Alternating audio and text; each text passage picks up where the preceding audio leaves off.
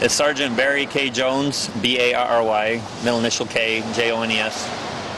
Sir, where are we standing approximately? We're standing on the westbound 210 transition road where it continues in a northern direction to westbound 210, as we call it. It's right in the city of Pasadena, where the 134 splits from the 210.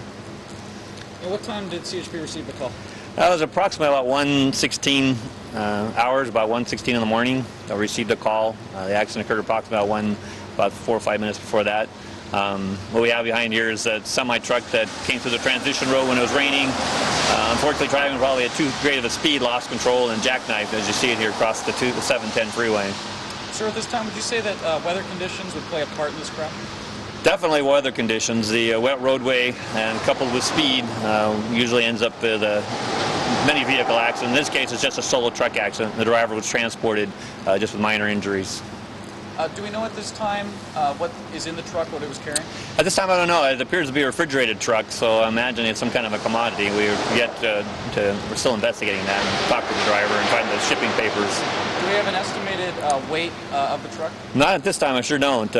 We don't know what the approximate weight is on it. Like I said, we'll find that out when we find out what's actually in the truck.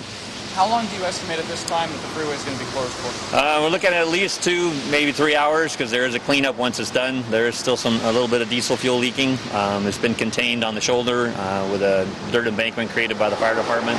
So when Caltrans get here, we'll be able to assess further how much longer in the tow truck when it arrives. And sir, which transition roads are currently closed? Right now we have the westbound 210 to the westbound 210, right where it splits at the 134, and the eastbound 134 to the westbound 210.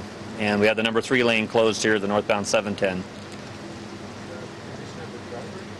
And the driver's minor injuries, right? The driver's minor injuries were transported to the local hospital just for precautionary.